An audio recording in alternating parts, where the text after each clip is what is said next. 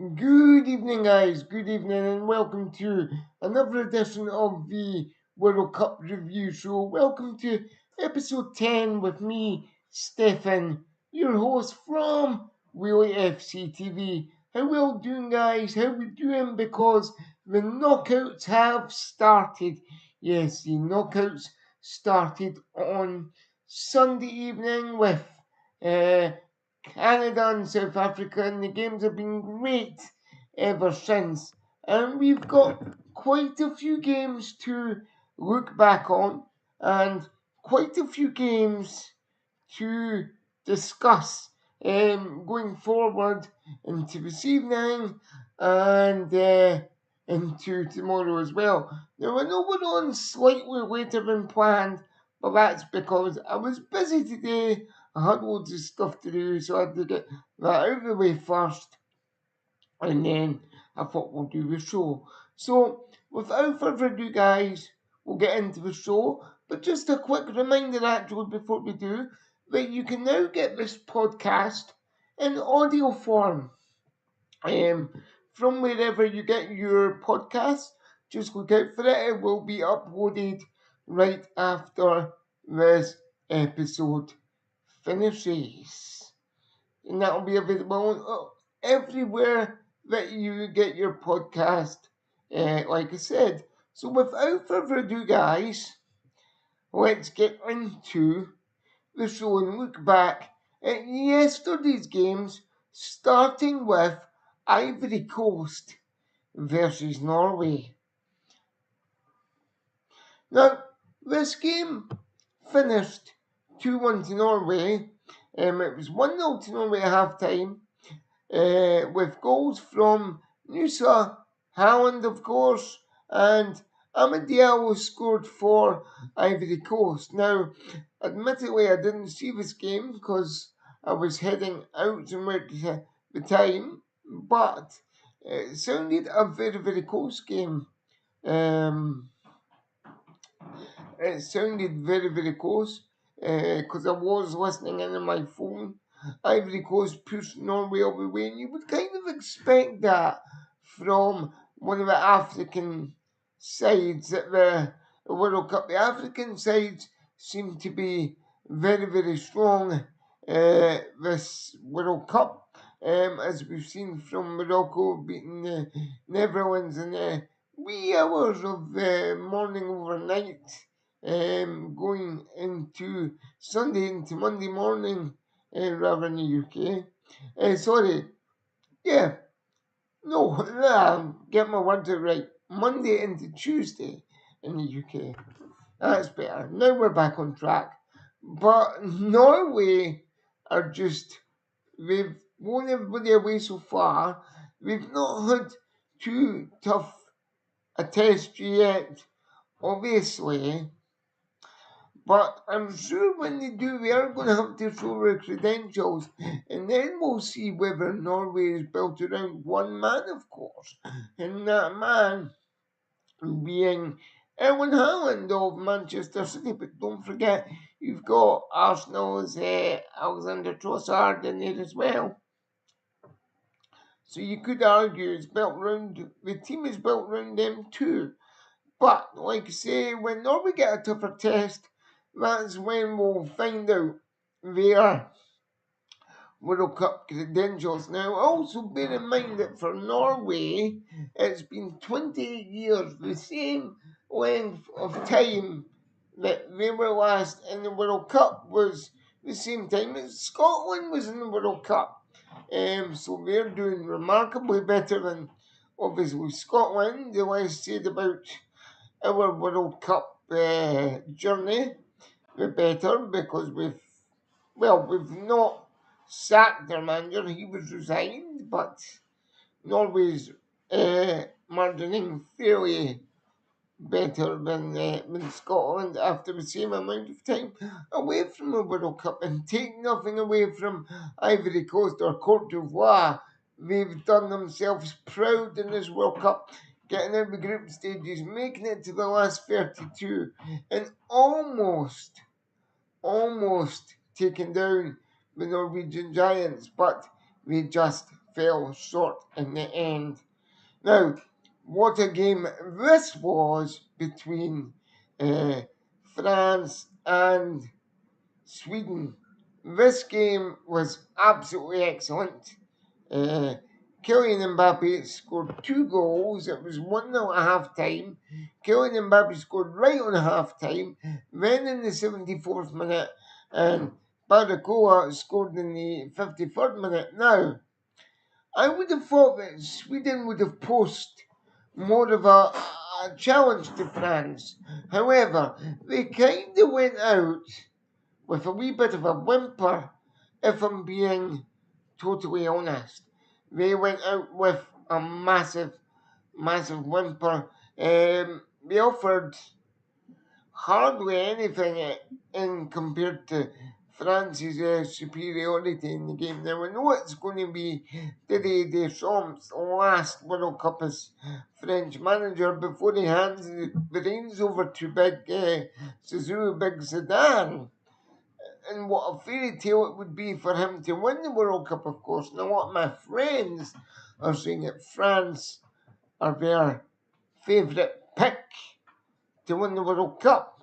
And I can see why, because against Sweden, they were just by far the superior team. Sweden, in my estimation, offered very, very little going forward and at the back as well, obviously, because their defence was breached 3 times. Now, that begs the question, what is next for Mr. Graham Potter? We'll just need to see. I mean, obviously, he signed the contract extension with the Swedish FA to keep him in charge, but we'll just need to see what happens, because as we all know, football is a results business, and if you don't get the results in the biggest tournament in world football, then you could be for the chopping block. And there's another story that we're going to come on to a little later on in today's episode that may just be a seismic shock for you all. I'm not going to give anything away, but I must stress that when I do break this story, it is unconfirmed reports, but there is reports coming out about it, and we'll get on to that shortly. So that was the games from Tuesday. Now going into the games from yesterday, Wednesday, the 1st of July 2026. And there was almost a seismic shock, but sadly, with 15 minutes to go, that seismic shock didn't materialise. But before we get on to the seismic shock that could have been, we have to talk about Mexico and Ecuador. What a game that was overnight. That kicked off in the wee small hours in the UK. Very late at night for some people, but it was very, very late at night for us. It was around 2 or 3 a.m. overnight that kicked off. And Mexico won the game 2-0 with goals from Quinones and, of course, Raul Jimenez. And Ecuador subsequently got the World Cup at the round of 32. And the Arsenal defender, Hincapel was sent off in the 95th minute.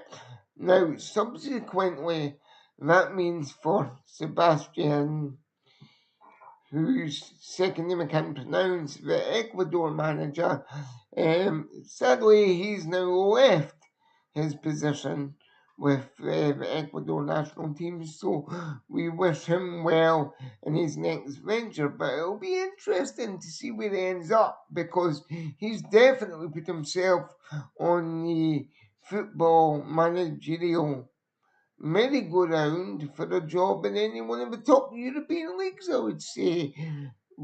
Certainly with his passionate display against the Germans in their final group game. which was just at the weekend there. So things are moving pretty fast now in the World Cup with the knockouts happening. So well done to Mexico for getting through. And their reward comes from this next game that we're going to talk about. And we have to, unfortunately, me being a Scotsman, but also me being a podcaster, I do have to mention this team. England against the Democratic Republic of Congo, or Congo for short. Well, this game could have and should have caused the most seismic shock in the round of 32 at this year's World Cup, because after 7 minutes of the game, Congo took the lead. And they were in the lead all the way through the first half. Through half time, it was 1-0 half time to Congo. We were in the lead until the 75th minute. Yeah, you know what I'm going to say, don't you? Then, in the 75th minute, ably assisted by Anthony Gordon, who pops up to score. I wonder. Yes, you're right, folks. It is that man, Harry Kane. Harry Kane scored the equaliser for England in the 75th minute. I'm guessing it was probably a header with the ball in from Anthony Gordon. Then, just 11 minutes later, he put Congo out of the World Cup and put England through to face Mexico in the wee hours of Saturday night. Sunday morning in the UK kicks off at 1 a.m. That will be a very, very good game to watch, because I think Mexico will run England very, very close. And don't forget, guys, quite a few of the Mexican players play in the top 5 leagues around Europe, and that includes the Premier League and the English Championship as well. So the 2 highest divisions in English football has Mexican players in it. But Kipeniega's goal for Congo against England will go down in history, because if he just managed to hold on for another, say, 20 minutes, if you include the injury time for the hydration breaks at the end, then Congo would be playing Mexico in the wee hours of Sunday morning and not England. But that's the way the cookie crumbles, and England are being lucky again to get through by the proverbial skins of their teeth. And that is no joke. Now, after the England game, because remember that kicked off at 5 p.m. UK time yesterday, after the England game, we then had a cracker of a game, and this was a cracker between Belgium and Senegal. Now, if you may remember in the previous episode, I said that Senegal would run Belgium very, very close. Well, maybe I should take up a job as a football pundit on certainly a part-time basis, because I was right. Reason being was that Diarra had opened the scoring for Senegal in the 24th minute of the game. Then Ismail Wassar scored after the break to make it 2-0 in the 51st minute. But Belgium weren't done. Oh, no, because 2 goals in 3 minutes meant the game went to extra time. So Romelu Lukaku scored in the 86th minute, then Yuri Tielemans scored in the 89th minute. So the game went all the way to extra time. Then there was VAR controversy, as there so often is in football these days. And Belgium, to cut a long story short, guys, got a penalty in the 120th minute. Now, as we all know, uh, extra time ends in the 120th, but because of the hydration breaks and the penalty decision and the VAR time, the game nearly went on for 130 minutes. So, Belgium scored the penalty on the final kick of the game. Yes, you heard me right. But let me tell you, for all that disgrace in the AFCON final with between Senegal and Morocco, with the Senegalese players walking off the pitch at that penalty decision, for all the disgrace back in January with that, I think Senegal have equipped themselves very, very well at this World Cup.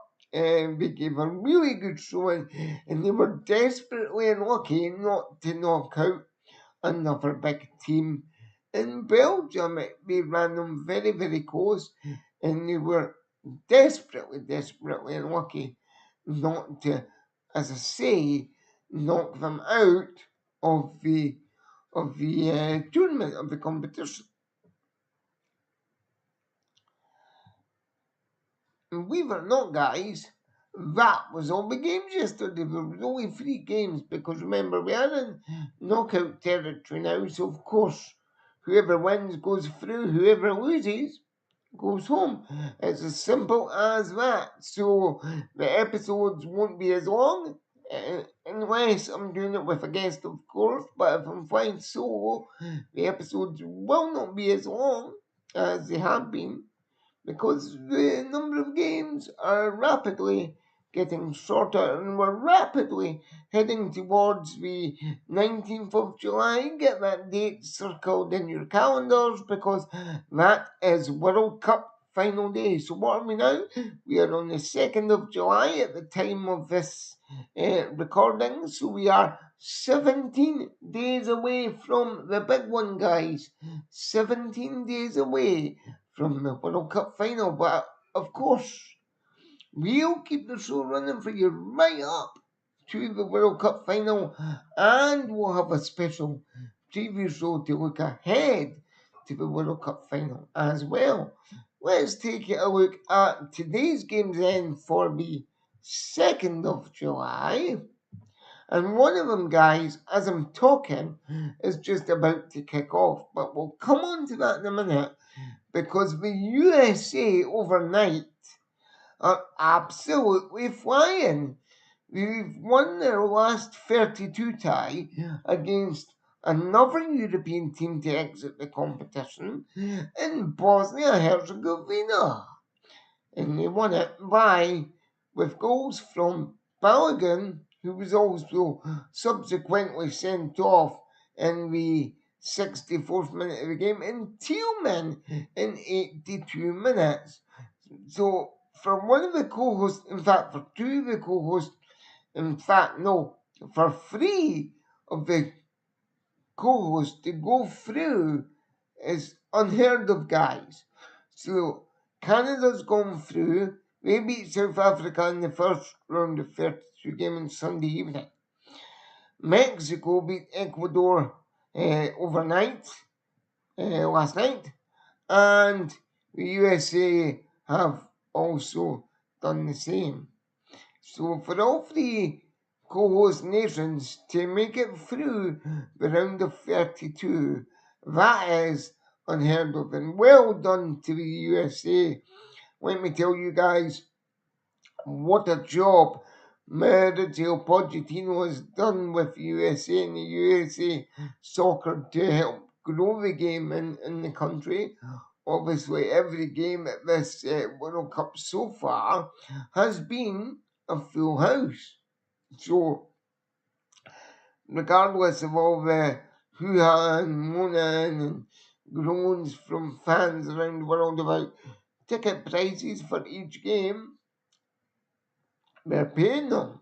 So, and let me tell you, the game that I'm just looking at looks also to be a full house between Spain and Austria. Now that is just in the process of kicking off. It's still got 2 minutes to go by my watch. It kicks off at 8 p.m. in the UK, and this is going to be a close one. I don't think it's going to be as easy for Spain as some people and pundits will make out. I think Austria could pose a little surprise to Spain.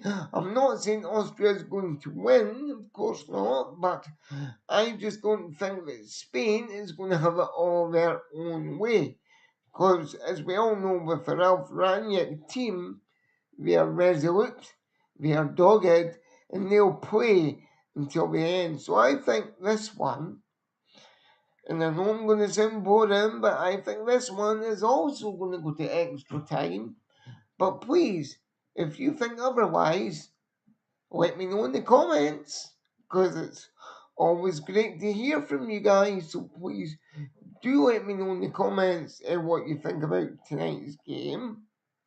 And I'll run you through the fixtures for tomorrow as well. Now, tomorrow we've actually got quite a few games on. At midnight tonight, we've got Portugal versus Croatia. At 4 a.m. in the morning in the UK, we've got Switzerland versus Algeria. At 7 p.m. tomorrow night, UK time. All these times are UK times, of course. We've got Australia versus Egypt.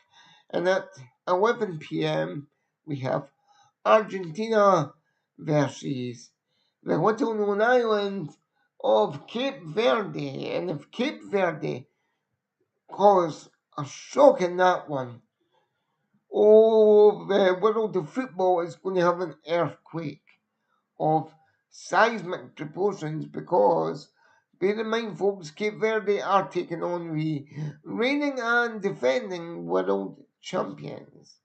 And also, I'm going to give you my player to watch this evening in the Spain-Austria game, and that is going to be for Spain, Lamine Yamal, of course, and for Austria, who am I going to go with? It has to be their captain, David Alaba, who's the warhorse of Austrian football. And so that is the look back on the games, guys. But there has been a bit of a almost seismic shock coming out of Germany today. In reports, Matt, Julian Nagelsmann is to step down as Germany manager due to his team's poor performance at this year's World Cup. And that culminated in the round of 32 game against Paraguay just a couple of days ago, where Germany were beat by Paraguay on penalties.